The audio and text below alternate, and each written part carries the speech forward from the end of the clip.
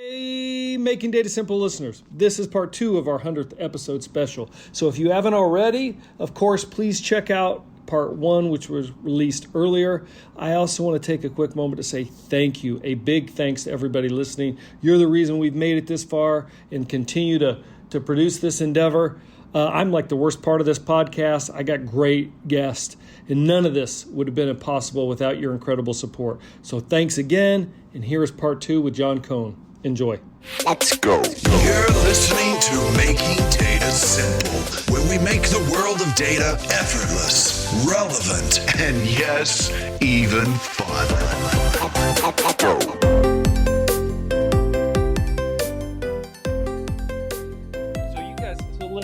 This is great. So listeners, you get deep tech all the time, but you do not get this kind of information. So this is, so thank you for staying with us here.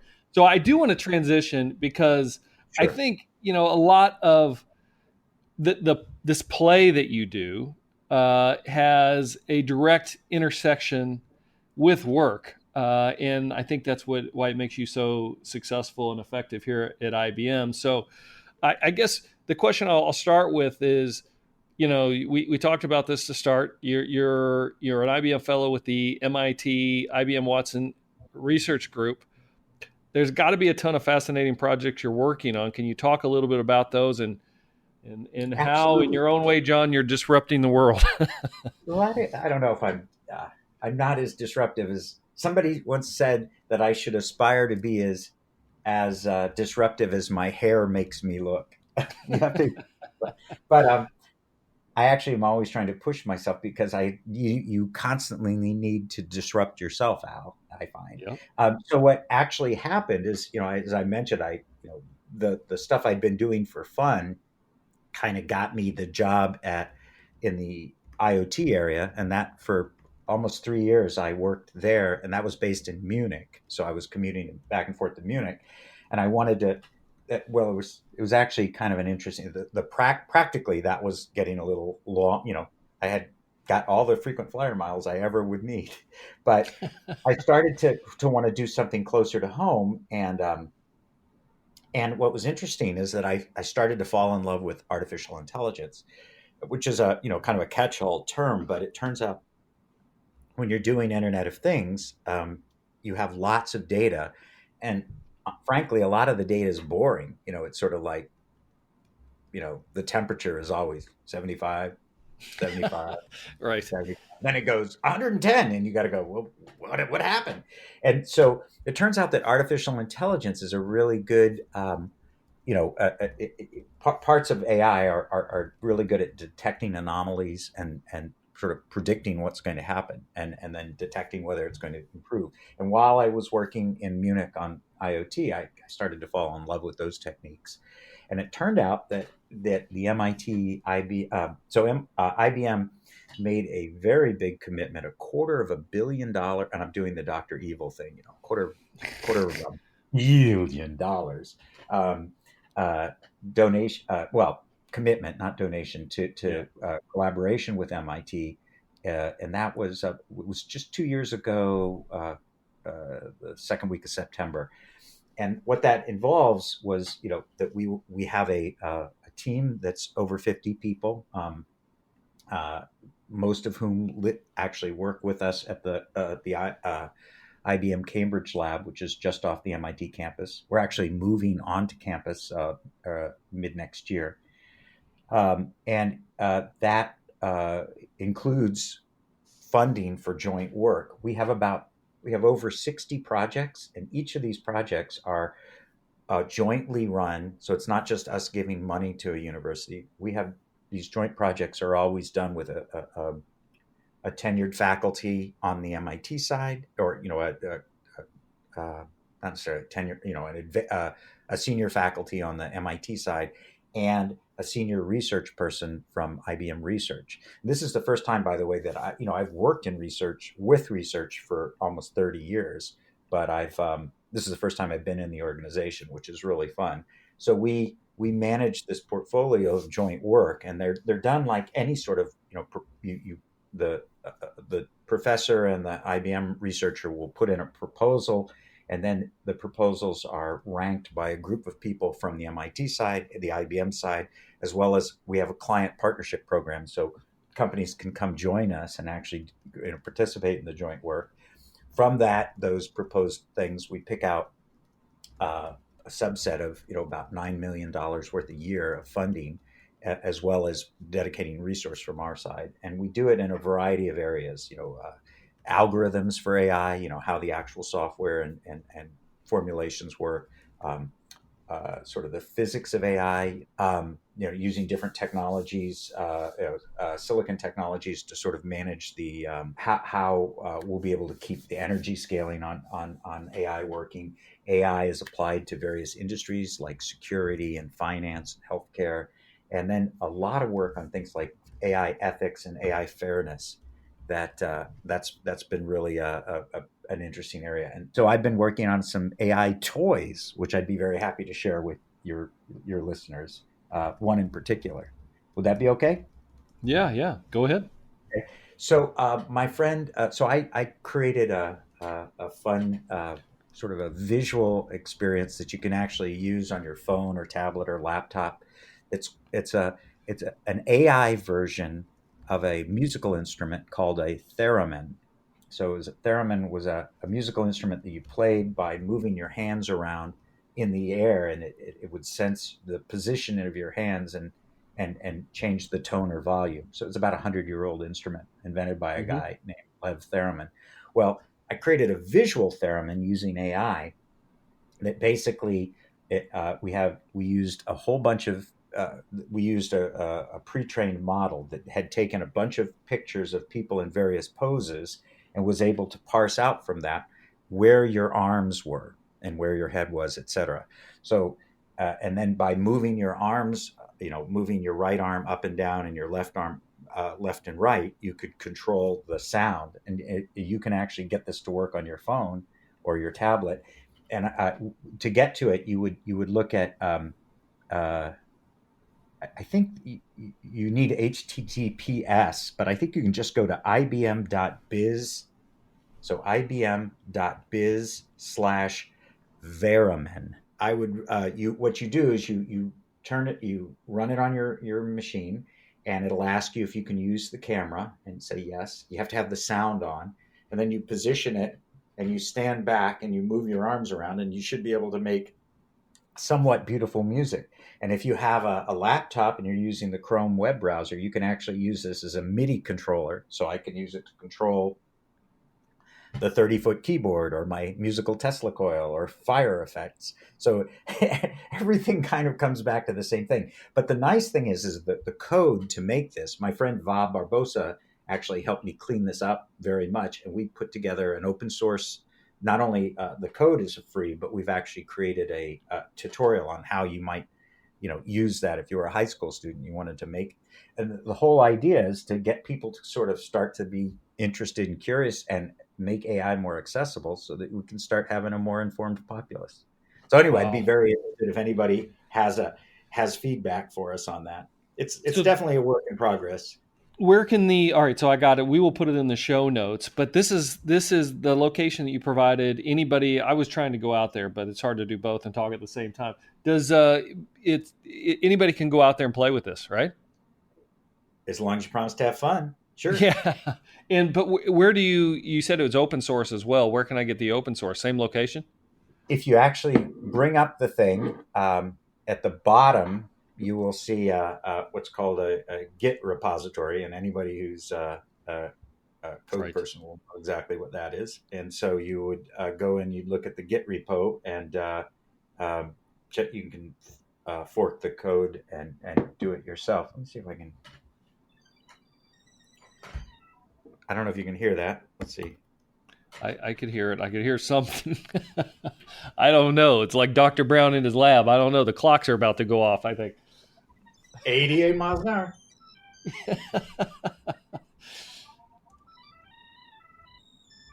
Anyway, well, so you're playing that right now. Just you're doing air guitar. This is a new. It's like a new version of air guitar that's serious. But it's an AI air guitar. That's the key point. That's fantastic. So let me ask you something though. You talked about this. You're doing I don't know how you do this many projects, man. You've got your hands in a little bit of everything. I'm sure you got a lot of support, but you talk about IBM did commit a $1 billion investment, and you're at the forefront of that. How do you define success in a lot of this stuff that you're doing? I mean, how do you know that, hey, look, we're moving the needle here? I mean, what measures do you look at and say, look, we're killing it here in that in that investment and Well, everything else around it? it's really interesting that you should say that. At the there are different stakeholders, right? So we know. So we're in the part of research, which is so we have different horizons, and we're in the exploratory part. So our job is really to advance science. So at the same time, we're part of IBM, which is a commercial company, and so we want to also do impact our clients and our IBM business. So we're doing a lot of it's kind of an interesting thing because we have to actually manage that sort of wider portfolio. But as a research institute, our what we know, we're trying to measure ourselves by publications. Like any academic, we're trying to always figure out, how many papers we can write, how much, and more importantly, how impactful those papers are, how often are they cited, and how many patents we create. That invention is a fine balance between putting things in open source. A lot of our research is open, and but a lot of it is. We're also trying to protect the IP by way of patents. So that's another metric. But I think that some of it is kind of intangible. We want to provide value into the community. One of the things that we're intent on doing is making an impact to the science and actually, contributing. One of the things that I've been leading personally is a project around the compute resource at MIT. There's estimated to be a demand of 5x more accelerated compute than we have right now. And in this year, John Kelly, our executive VP, made an announcement that we were going to donate a supercomputer to MIT that was modeled after Summit, which is the world's largest and fastest computer that was built by IBM for the U.S. government. I'm very pleased to say that about 3 weeks ago, I was able to actually turn this thing on, physically turn it on, and we've been benchmarking it so that we're really radically increasing the amount of compute that MIT researchers can get access to. And right now, it turns out that our computer, which is comfortably in the top 500 list, which is a list that actually is made every year of the top 500 computers in the world. So we're comfortably in there. But it turns out that our little computer, which is named Satori, which means sudden enlightenment, and it's also the name of one of my dogs. But Satori might actually be among the top 5, might even be higher than that. What remains to be seen. Most energy efficient computers. So it's going to be one of the most energy efficient supercomputers on the world. And but are we talking quantum, or I guess we're not talking quantum? What makes it unique? This is what's called accelerated computing. So it's high performance computing. So this is a 64-way Power AI box that has 256 NVIDIA V100 GPUs, graphics processing units, and that's kind of the currency of compute. So that's let's see, it was about 1.7 petaflops. 4 years ago, that would have been one of the fastest computers in the world. But luckily, compute is advancing pretty quickly. But this is a more traditional computer, but it has the additional capability of these graphics processing units. And what's so important about that is that the open source platforms that people use for deep learning, machine learning, AI, rely on those graphics processing units to do the very intense mathematics, vector mathematics that these neural nets take. Mm-hmm. So it's a specialized computer, but it's not. This is something that's running today on real problems, I think quantum is an incredibly cool area, but it'll be several years before you'll be able to actually use it on these kind of problems. That's one of the wonderful things when you think about the future of computing. We've kind of moved from sort of simple computing, which is just ones and zeros, to this kind of we like to think of it from bits to neurons, which is basically computers that are constructed to accelerate these neural models of AI, and then eventually to qubits, which is a unit of computation for quantum. And what we see is that we're going to have compute systems that are a hybrid of all of these things. So this is a what I would call a neuron computer, a pretty big one. So we're very proud of that. But in terms of what our contribution is, we want to be contributing in an important way to the advancements of knowledge. For example, on this topic of neurosymbolic, this is something that we feel is incredibly important, that these hybrids of both neural computing and symbolic computing coming together, we are on the way of establishing ourselves into, as a leader in in that area. We're very proud of the amount of recognition that we're starting to get, but this is this is a complete meritocracy. It doesn't matter what company you are or anything else. Everything is measured, and tried by everyone. So it's an incredibly rigorous, mathematically rigorous and demanding field. And so it's super fun to be, kind of right in the middle of it. It's kind of going back to our original conversation. It is just like a reality show. So a couple other questions. Look, one thing I pause and say here, John, is that this is fascinating. There's so many questions I have. I can't get to them. I'm just telling you. I'm going to have to beg you to come back on at a future time. I got more questions. I'm not done yet, but I hope that I can twist your arm to come back and dissect some of these different areas like quantum and other things. Because I think you've got a unique ability to take the complex and make it understandable for the rest of us.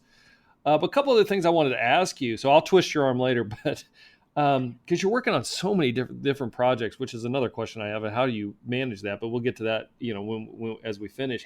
But you got like this show. Lack of sleep. Yeah, lack of sleep.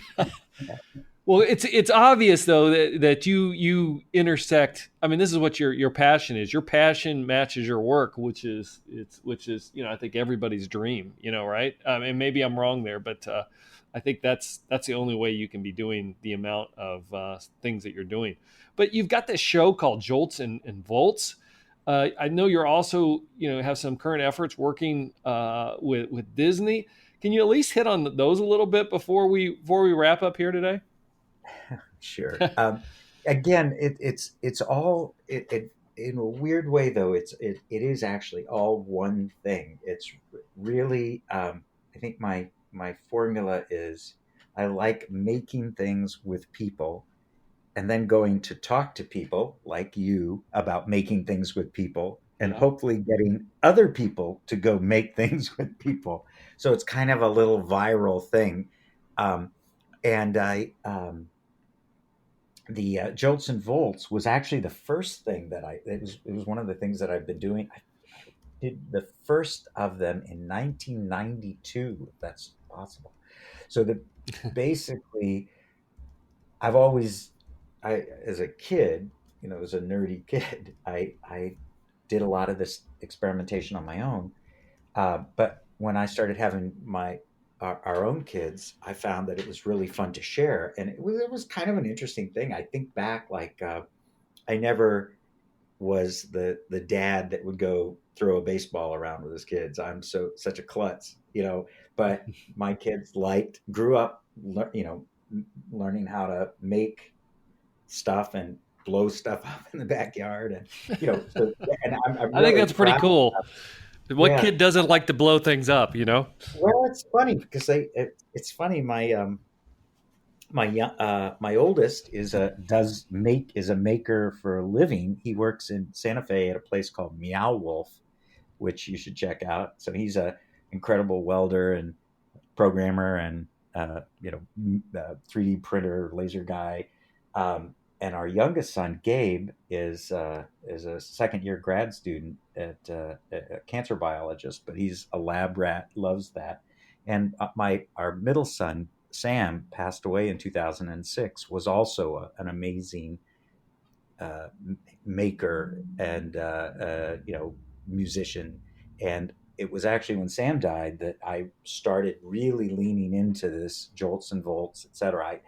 I had, as the kids were young, I was doing this science with them in the backyard, and then when it was time to, bring your parents to work to school day, I would start doing that, and it was kind of coincided with me starting to look a little bit crazier. And I developed this whole shtick, with the lab coat and the tie dye lab coat, et cetera, that It I works. started doing different science shows.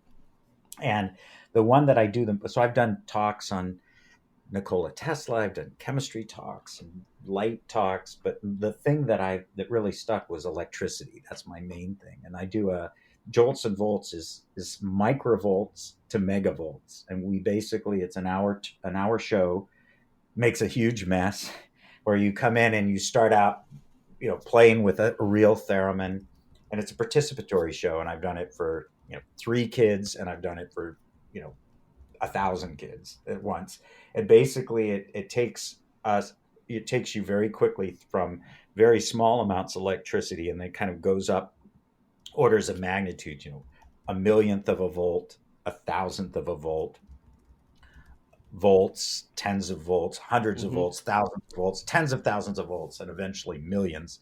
And it goes everything from, microvolt making music with a theremin up to a Tesla coil. I'm proud to say I have 7 Tesla coils, but I now have one that I can take with me on an airplane, which is And long you know, story. wow, you can It's get kind that of, through you have security, to, right?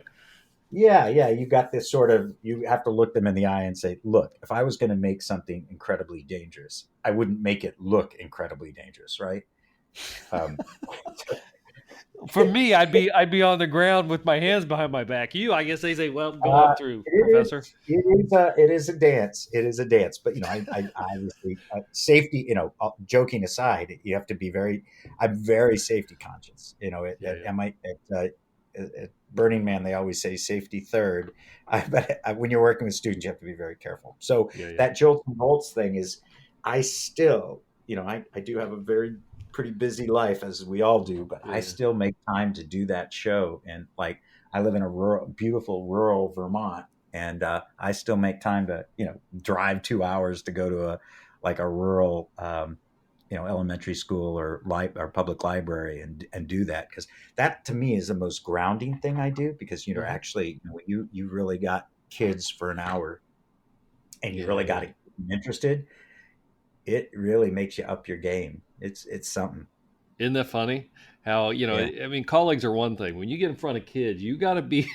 They'll be brutally honest. You got to be on your game to inspire them, and then that's the most probably rewarding. Sounds like you could have become a teacher, and maybe that's still in your future.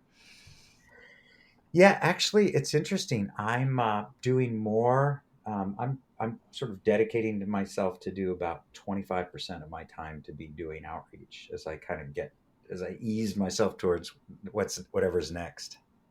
So you got to talk to me about this real quick. So I want to ask you one more question, and then well, this is not exactly true. I'm going to ask you a question, and then I got a little game I want to play with you to end here.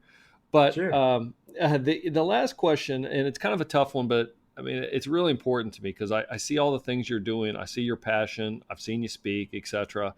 You have got, like I said, I already talked about your unique ability of taking complex, making it understandable for the rest of us. But you also seem like, you tell me if I'm right or wrong, you have this intersection of play and work. And can you talk about how that, how you've been able to take that and help that with, or help drive innovation and ideation, I guess, in terms of what you do, because I think that that's the unique ability that you have as well. And I know, and I'm very, very sorry about the passing of your son, Sam. Terribly sorry. You've talked about that. You talk about some of your pitches. I can tell you that he would be very proud of you. I have to say, given all you've done, and how did that influence your love of play? Because you really taken this to another level that I think we could all aspire to achieve. Well, I really appreciate your thoughts on Sam. What that's done, uh, would he be proud of me? I guess so.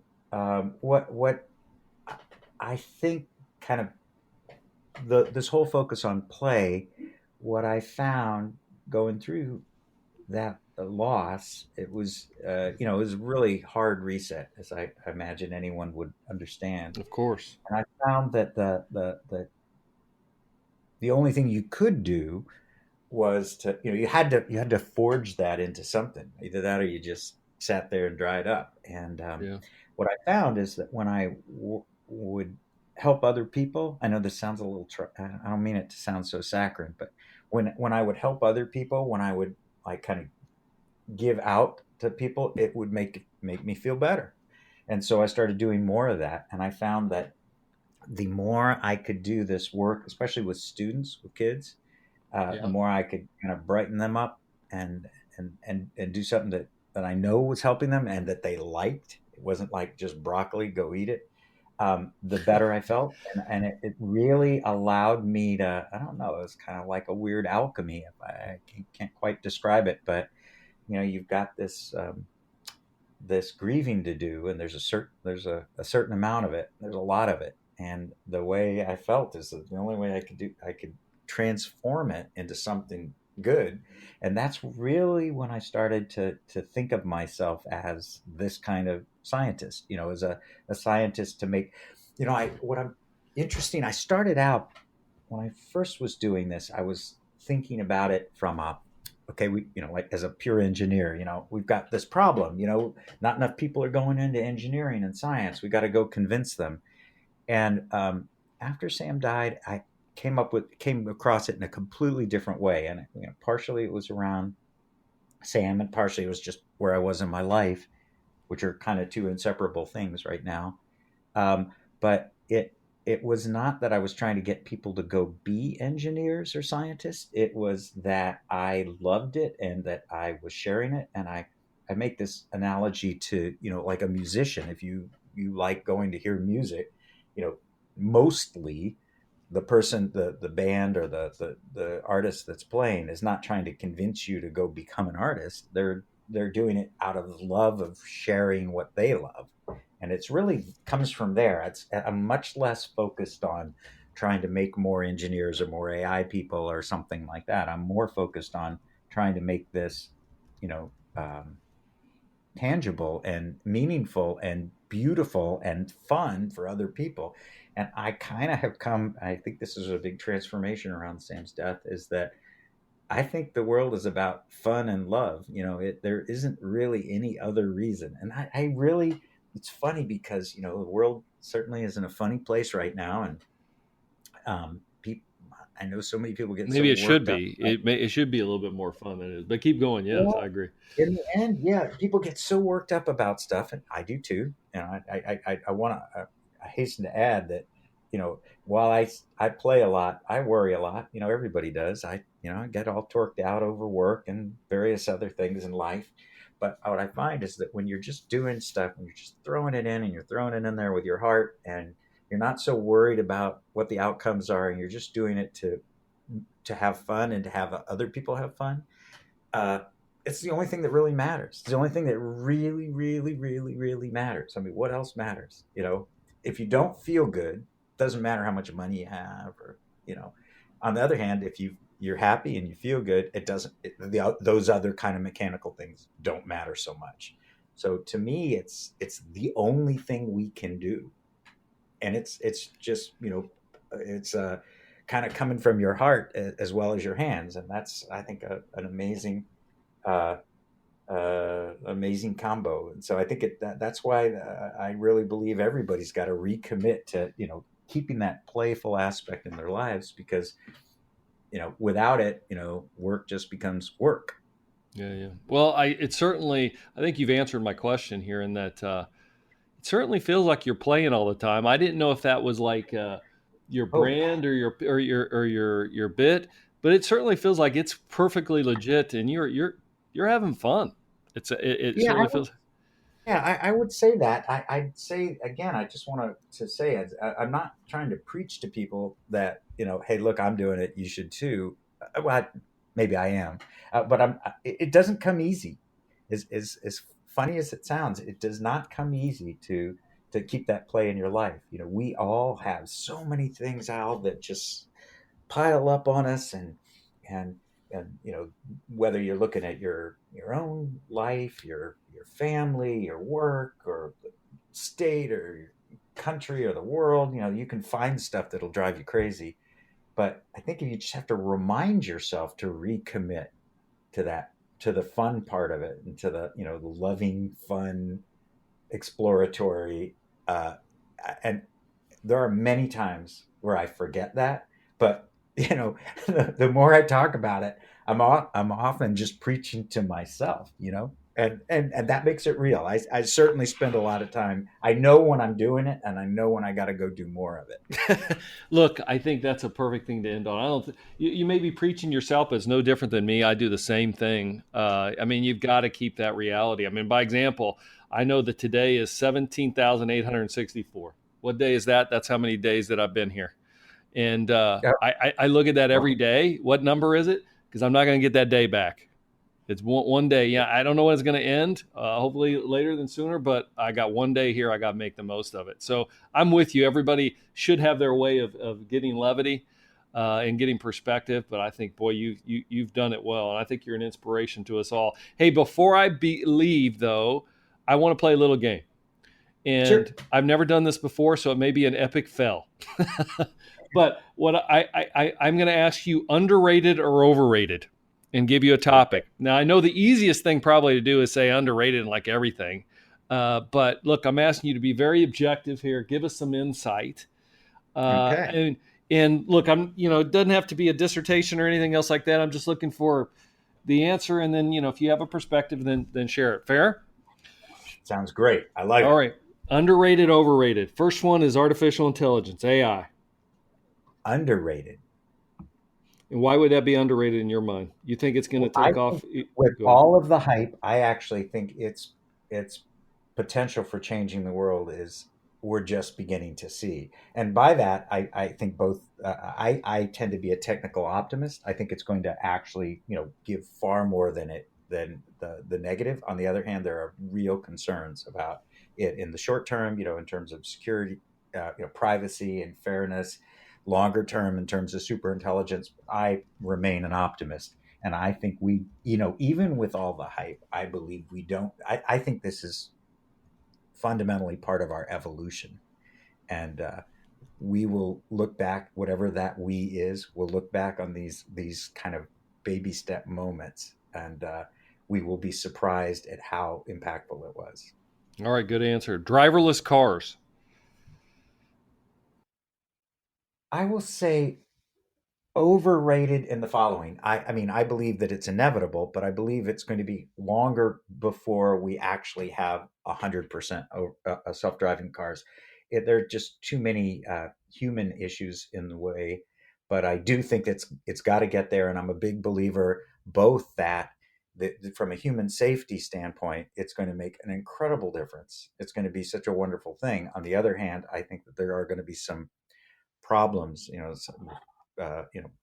with catastrophic implications that are going to slow things down. But it's going to have to eventually get there.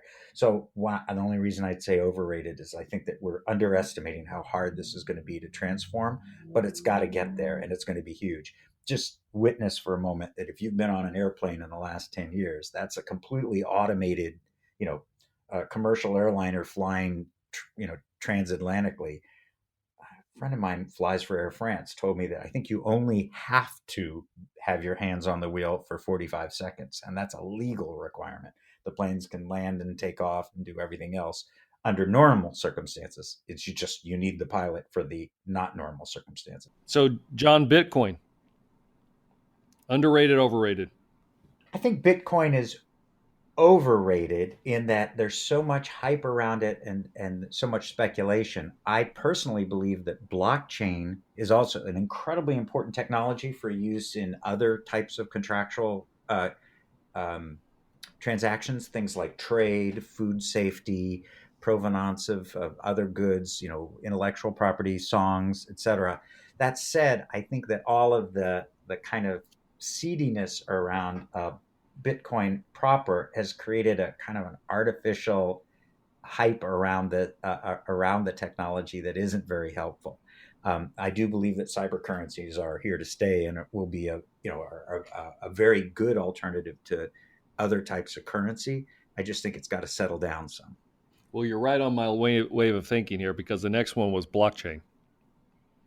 Well, I'm a big believer that Bitcoin and blockchain are two very different things. I mean, I think that they're technically brilliant. I know some of the people who were very instrumental in the early days. I am a big believer that blockchain will find its value not just in currencies and cyber currencies, but in being able to manage the transfer of goods and the automation around the processes for that. I've done a lot of work with blockchain and Internet of Things. I think it will also, in the normal hype cycle of things, will find some really, really fundamental things that it can do. Though I do think that there'll be some winnowing out of places. It sometimes seems like people want to put blockchain in breakfast cereal.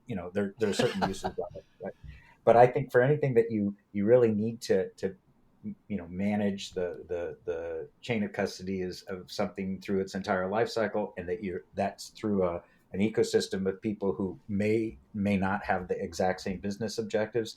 It's a great technology. So that would be underrated then? I'd say that, if I were going to say Bitcoin is overrated, I would say blockchain. I don't want to say blockchain is underrated because I think it's quite hot right now. Yeah, I'd say it's underrated. Let me say it's underrated. All right, that's if fine. I can separate. Yeah. That's okay. Quantum computing. Oh gosh. I'm torn. So I would say it is underrated because as a proud IBMer, I would say that the technology in this is phenomenal. It is as fundamental as the idea that zeros and ones as a abstraction for bits. It will be that important in terms of being able to record and calculate on logical states at a scale that we've never been able to do, so that the types of calculations that we can do and will be fundamentally different. So I think it's underrated in how amazing that will be. The only caution I have is that I think it's still quite a ways away from from ease of use. There are so many technical issues in terms of things like lifetime, stability, correlation distances, things like that. Our scientists are looking at, what is the proper scaling of it. We have something called a quantum volume, which is more than the number of, it's a more accurate measure of the growth of quantum computing over just the number of qubits. That's the smallest logical component of quantum computing. I think it's going to take quite a while before you have full scale commercial use. But I think that there's certain types of problems that involve combinatorics, large exponential type problems, like even things like cryptography. I think it'll have fundamental change on it. It'll just be a while before that actually has sort of commercial implications. What I worry about, no, let me put it, instead of a worry, let me put it as this. I think we have to manage our expectations on this because it's going to be a while before we actually have these machines ready to be easily used. But now is the time we've got to start learning about these machines and how we would formulate problems, modern problems, into the strange way that we actually have to decompose them to be able to map onto the system. So I think now is the time to be doing it. I just want to make sure that we don't get this expectation fatigue, that there's a long process now of sort of doing that formulation. And I don't want people to burn out on the potential, because the potential is huge. It I really think is huge. I think you and I are aligned on that one. If that one's a tough one for me, I would probably say it's overrated in the short term, underrated in the long term, because I There agree you it's go. like amazing tech, and I think it's ultimately going to solve problems we haven't even thought of yet. So it's going to be interesting to see where it lands. Yeah. If I can make, if I like the way you said it. I think you have to be careful not to overhype it in the short term, but it is a long ramp, and we are doing the right thing to build up on this. And so I would say long term, we're under, like any expansive technology like AI. I think we can't even imagine the fundamental change this is going to make. But short term, I just want to make sure that we don't overheat it. All right, data science, underrated, overrated. Overrated. And I'll tell you why, because we've always been doing data science. I mean, what is data science? Data science is, we talk about it like it's a thing, or big data is a thing. I mean, it's just kind of more of the same. So, I mean, I guess I've been doing data science for 40 years. So I kind of all of a sudden to go, are you a data scientist? I'm like, I don't know. But I think obviously the techniques that we use uh, are advancing very, very quickly, but they've always been advancing very quickly. And so I just think it's more of same. So I believe that, yes, data is the new oil, but data has always been really important in my mind. And I just think that we've got more purpose on it now. We have more storage, more bandwidth, more compute, and more is always better. But unless it's, I don't know, That's a candy. that's a that's a fantastic answer. I'll tell you why I'd say it's fantastic in a second. Because my next one is the humanities. Oh, totally underrated. I think there is such a future in history. I think I believe. Well, I would say this at the danger of being underrated. I believe that the things that make us intrinsically human, um, philosophy, logic, compassion, empathy, psychology, sociology, those are going to be the things that we really got to get right when we start moving into these, where we're doing more of a peer level interaction with compute, in terms of, augmenting intelligence through AI. And I worry, I don't want to scratch that word. I don't, it's not that I worry. I want to make sure that in trying to keep up with all these advances in technology, we don't start making, single dimensional people that just focus on that. I'm a history minor. I was a history minor at school. And I really think that we need to double down on those things. And, topic of ethics, for example, Yeah. kind of applied philosophy.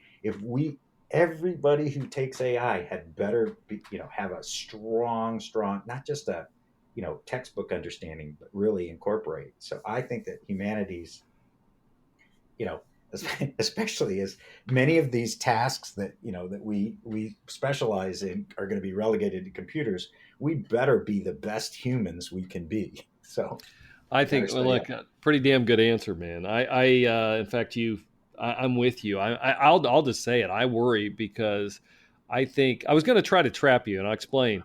In that, but you're too smart for that. In that, the whole world's talking about data science, going crazy over data science, and if that's underrated, it would be hard to say that humanities is underrated too, because it is. I mean, I get what I'm trying to say is that, you know, you need both, but we've got to do the humanities. That's where we're at with augmented intelligence. It's right. You're right. It's about ethics, about bias. You could probably, or I'd make the case that it's needed more than ever before. And I think there's a lot of people out there saying, well, I gotta take just computer science, or I just got to get into data science. I got to get into science, and that we don't have enough balance. That's just my take. That does worry me some. That does worry me some. All right. Yeah. Yeah. Reality shows. Oh, overrated. You're At on a least the reality food. show. The food is overrated. No. You are legit, man. See, now I know you're very objective. And the last one, burners. Oh, underrated. Underrated. Well, I think that Burning Man, there are many things about Burning Man and that kind of thing that are very self-absorbed, and it's kind of a, you have to be a certain kind of part of your life where you can take that much time off and, devote that much money to this. People will say a lot of that critical stuff, but I think the sort of self-sufficiency and the ability to interact with people that you don't know in a kind of a spontaneous, loving way, or friendly way, is an incredibly important skill, especially as we become, become more divisive as a society. And I think that has a lot of reasons, but I think actually sometimes tech is responsible for making us more polarized. I think the ability to come together for no other purpose than just to enjoy each other's company spontaneously like that is an incredibly human skill, and it's something that we need to work on. So while I would not necessarily say that Burning Man is the answer to all of that, things like that sort of force you out of your comfort zone into other people's spheres, and to do it, with the only organizing principle is to everybody have a good time, not just me. I think that's great. All right, I lied because I got to say one more question, and this is going to kind of land or end where we started. The question is how do you continuously change yourself? I mean, how do you embody the concept of continuously changing? Because I can tell you, even myself, sometimes you get in here and you're like, God, I mean, I got to learn more and more. I love to learn. Don't get me wrong, but boy, it's exhausting the amount of change we have today and the pace we're on. So how do you do it? Well, I think, the change is inevitable. We're always changing. The world is always changing. Our situations are always changing.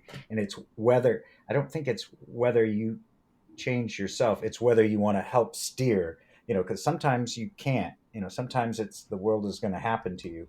But the point is that if you don't have if you don't have a direction, I sometimes think about the, intention. I think my intention is to remain playful and, and put more of that back into my, keep more of that into my life. I think that you need to have an intention to continuously, grow, and whatever growth means to you. And that I think some people have, we talk about attention deficit disorder. I think many people have intention deficit disorder, because when you give up and you forget where you're trying to head, the world just buffets you around. And I think that having a principle, whether it's, helping your your fellow man, or working on your golf swing, or whatever it is, but something that actually drives you, I think that you make choices, you make informed choices, and you start, you aren't just adrift. And for me, the most important thing for that is this playfulness, is the ability to, to have fun and share that fun with people. I can't even say why that's such a fundamental need for me, but I think it's the best form of communication. If we're having fun together, and especially, if it's around something that we both care about, like for my case, it's science, but it could be for anything, then we're both evolving. And so I think it really comes down to, setting an intent. My intent is to share my passion for science. Selfishly, I enjoy it. Then all of the changes that kind of are coming our way, I try to make every choice that sort of advances that, that gives me more of that, or allows me to shed the stuff that isn't taking me in that direction. And then I think, then at least you're steering as the world is kind of buffeting you around. Have intention, be playful, and have fun. You're fabulous, John. I mean, this has been great. It's exceeded my expectations. I gotta have to say, I've never went this long before. So thank you for putting up with me. Again, great for 100th episode. We picked the exact right person. And humbly, I'll beg you here and offline, is that we'd like to have you back, and I'll do a better job. And Rains, this has been great, though. I just love this. I could keep talking all day with you. That's the problem. It's been fun for me too, Al. Really, yeah. But I'll rein it in, and we'll talk about some specific items on the technology. Thank you so much. Thank you. No problem. I really appreciate it, and I appreciate your flexibility. And Megan, it's super great meeting you, and let's follow up on this burner thing. That would be great. You've met a kindred spirit there. Hey, and lastly, for my buddy Scott that's listening out there, and he says some of these are too technical for him. How was that? John just killed it. Thank you, John. I appreciate it. See you all. Okay, let's talk tech next time. All right, thank you all. See you guys. Bye-bye. Thanks for listening to the Making Data Simple podcast, where we make data fun. Be sure to visit ibmbigdatahub.com/podcast to access the show notes and uncover even more great episodes. Remember, the views expressed here are those of the host and its guests, and do not necessarily represent the views of IBM. Until next time, Let's go. over and out.